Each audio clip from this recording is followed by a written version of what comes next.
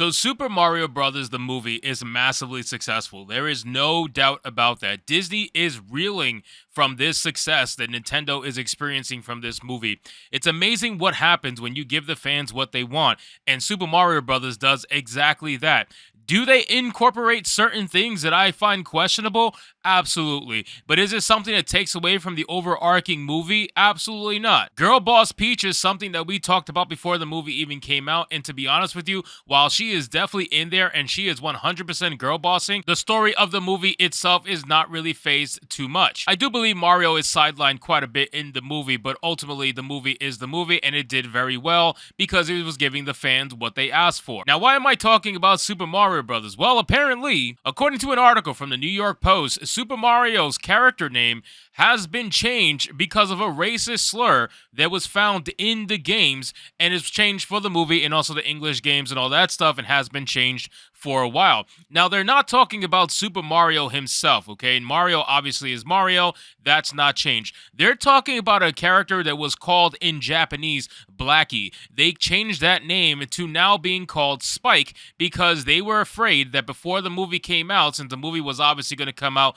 in the Western audience and was also going to come out in Japan eventually, they were afraid that that name was going to be taken out of context now from woke liberals in the United States of America. They got nothing better to do but go crazy on Twitter over the any inclination of something going against their black overlords. Now, let's get into this article and see what it has to say about the name change. But of course, before we do, guys, please give this video a like so that you can help push us out into the YouTube algorithm. It says, don't hate the player, hate the name. After 3 decades, Nintendo has decided to change the controversial name of one of the villains from Super Mario Bros. Ahead of the movie's official release in Japan this week. The Japanese video game giant announced that the image overhaul in a recent message on their Twitter account. Per a translation of the tweet, the Foreman character Blackie, who appeared in the 1980s computer game Wrecking Crew, will have his name changed to Spike in Japanese. This moniker makeover will take place in both the games and the Super Mario Bros. Movie, which remains at the top of the box office for the 3rd week running,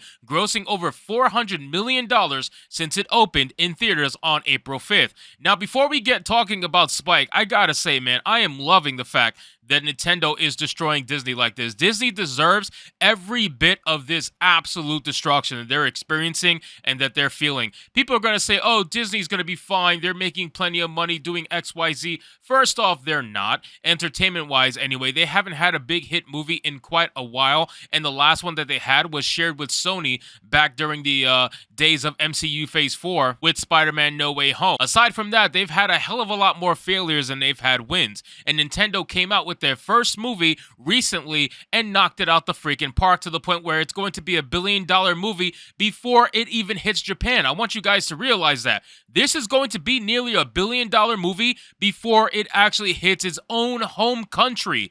Imagine that. It is absolute insane numbers, and they deserve all the success.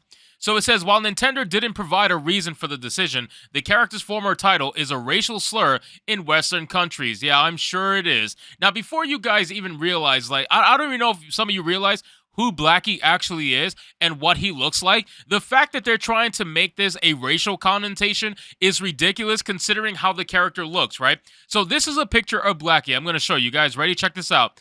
This is Blackie.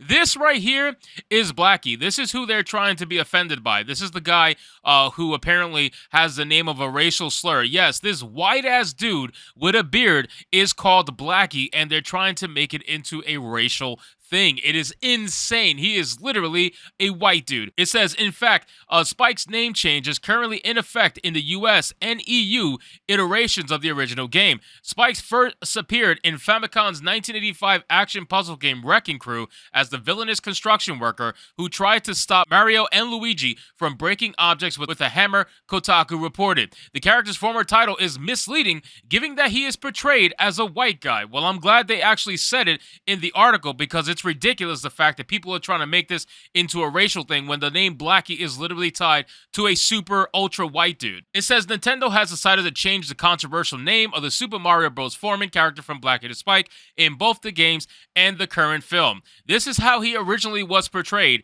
in the original game Wrecking Crew. And again, super white dude. Like, it's not like he was portrayed by a black guy being called Blackie. This is a white guy being called Blackie. So they're just looking for reasons to be offended at this point. It says his video game portrayal is markedly different than the character in the movie, who was voiced by Sebastian Maniscalco, who is the former boss of the Mario Brothers before the turtle hammering toilet technicians branch off to start their own plumbing business.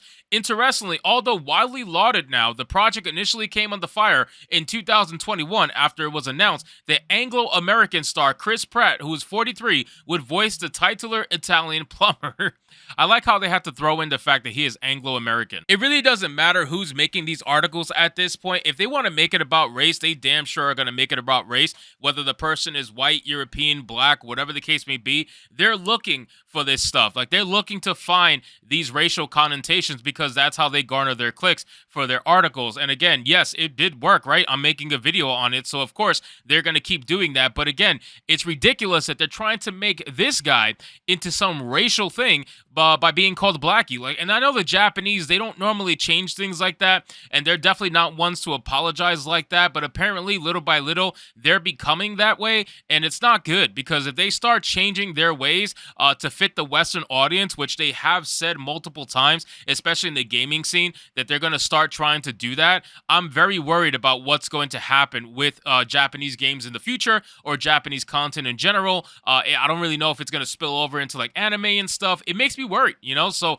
I hope they don't actually make this into a thing. I want them to stay true to their original self, and honestly, I don't know of anybody that would be offended by the name Blackie that's tied to a white dude. I can totally understand to an extent if it was tied to a black guy, but of course, this is the whitest of white dudes possible. Like, seriously, this is basically Bob over here. Like, you might as well call him that. So he is that white, and there's no reason to really be offended by his name, but Japanese people decided to change it anyway and make it into Spike. So I guess you can say that they're trying to just match what was already available in the Western audience.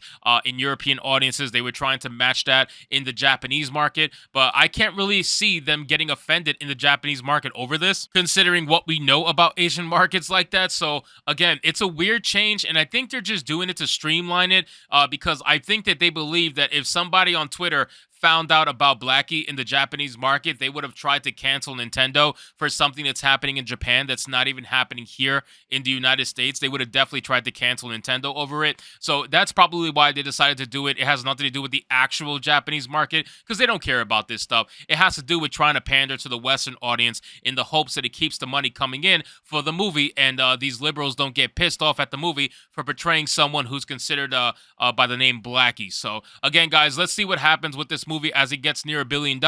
And once it reaches and releases in Japan, oh my God, is that going to be absolutely insane and terrible for Disney. So anyway, guys, thank you so much for watching this video. I hope you did enjoy it. And if you did, consider leaving me a subscribe. I would greatly appreciate it. Don't forget to like the video, comment, let me know what you thought, and I'll see you guys on the next one.